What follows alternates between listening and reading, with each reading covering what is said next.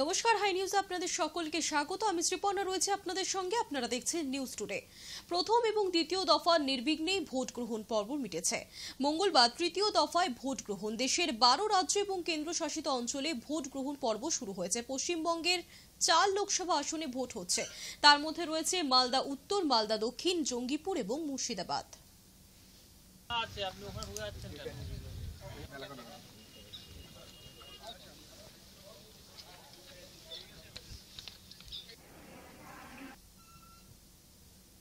প্রধানমন্ত্রী নরেন্দ্র মোদী এবং কেন্দ্রীয় স্বরাষ্ট্রমন্ত্রী অমিত শাহ মঙ্গলবার ভোট দিয়েছেন।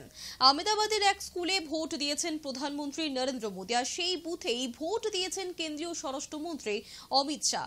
আহমেদাবাদে নিজের ভোটাধিকার প্রয়োগ করে বেরিয়ে প্রধানমন্ত্রী নরেন্দ্র মোদীর মন্তব্য, দেশবাসীকে আর্জি করব, গণতন্ত্রে ভোটদান সামান্য বিষয় নয়, সব থেকে বেশি ভোট দিন। এই জায়গায় আমি প্রত্যেকবারই ভোট দিই। तीसरे चरण का मतदान है। मैं देशवासियों को विशेष रूप से आग्रह करूंगा कि लोकतंत्र में मतदान ये सामान्य दान नहीं है। हमारे देश में दान का एक महात्म्य है और उसी भाव से देशवासी ज्यादा से ज्यादा मतदान करें।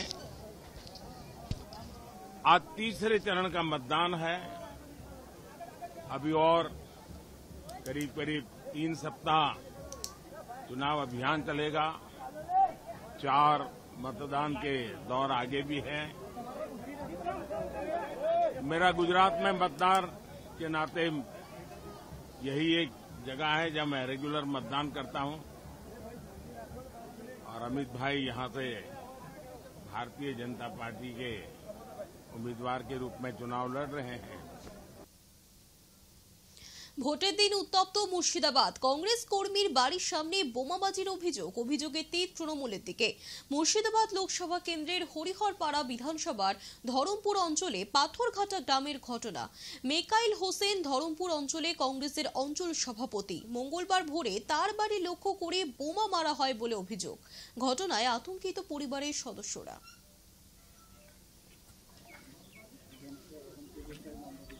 রাত্রি 3:20-তে প্রচন্ড শব্দ হলো।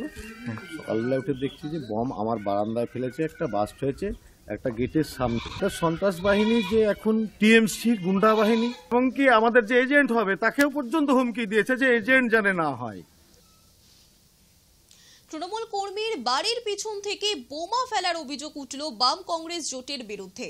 রামনগর থানার মালিবাড়ি এক অঞ্চলের আমিরাবাদ নিচুপাড়া এলাকায় তৃণমূল কর্মীর বাড়ির পিছনে বোমা ফেলার অভিযোগ উঠল বাম কংগ্রেস জোটের বিরুদ্ধে। পিয়ারুল ইসলামের বাড়ির পিছনে বোমা ফেলা হয়। তৃণমূল করার জন্য তার বাড়ির পেছনে বোমা ফেলা হয়েছে বলে অভিযোগ তার।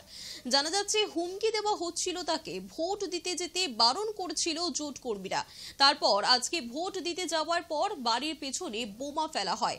এলাকায় পৌঁছয় কেন্দ্রীয় বাহিনী এবং পুলিশ। একজনকে আটকও করেছে পুলিশ। তবে জোটের তরফে হামলার অভিযোগ অস্বীকার করা হয়েছে। তো বলছি রে, এই সাইডে দেখ, পায়তলে দেখেছি রে, কই ফেটেছে। আমরা স্বামী স্ত্রী ভোট দিতে গেছি, আর জোটেরা আমাদেরকে নিষেধ করেছে যে ভোট দিতে যাও না। জোটেরাই বলতে পারবে কি কারণে ফেললো। আমাদেরকে এখন তো দেশে থাকা লাগবে নাকি?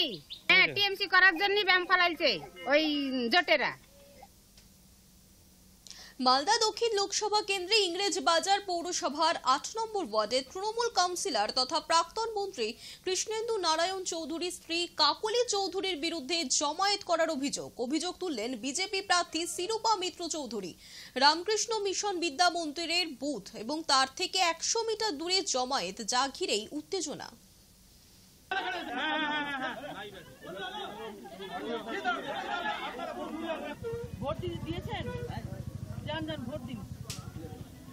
এখানকার কাউন্সিলর এবং তার প্রভাবশালী হাজবেন্ড টিএমসি নেতা কৃষ্ণেন্দু নারায়ণ চৌধুরী, যিনি চেয়ারম্যান মিউনিসিপ্যালিটির, এখানে একটা সন্ত্রাসের মহল তৈরি করেছেন। দুটো রাস্তা, দুটো গলিকে ব্লক করে তারা দুজনে হাজবেন্ড ওয়াইফ এখানে দাঁড়িয়েছিলেন। তার ভিডিও ফুটেজ আমাদের কাছে অ্যাভেলেবেল আছে, আপনারাও দেখেছেন, ছবি তুলেছেন। এটা মানুষের গণতান্ত্রিক অধিকারকে আমরা খর্ব করতে দেব না। নিজের ভোটাধিকার প্রয়োগ করলেন মালদা উত্তরের বিজেপি প্রার্থী খগেন মুর্মু। গজলের দেওতলা ম্যানেজড প্রাথমিক বিদ্যালয়ে 15 নম্বর বুথে ভোট দিয়েছেন তিনি। সাধারণ মানুষের সঙ্গে লাইনে দাঁড়িয়ে ভোটাধিকার প্রয়োগ করেছেন। মঙ্গলবার সকাল 8:30 নাগাদ মালদা থেকে গাজলে আসেন তিনি।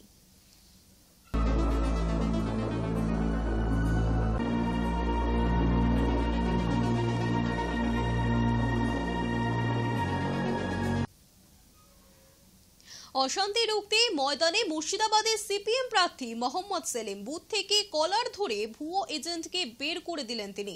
খবর পান রানীনগর 34 নম্বর বুথে সিপিএম এর এজেন্টকে মারধর করে বের করে দেওয়া হয়েছে। আর এরপরে ইসলামপুরের গোপীনাথপুরের বুথে পৌঁছন সেলিম। গোপীনাথপুর শিশু শিক্ষা কেন্দ্রের বুথের ভোট গ্রহণ কেন্দ্রে পৌঁছন।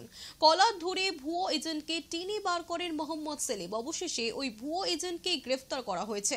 পাশাপাশি অভিযোগ, বিক্ষোভের মুখে পড়তে হয়েছে মুর্শিদাবাদের সিপিএম প্রার্থী মোহাম্মদ সেলিমকে। তৃণমূল কর্মী সমর্থকরা তাকে ঘিরে গো ব্যাক স্লোগান দিয়েছে বলে অভিযোগ।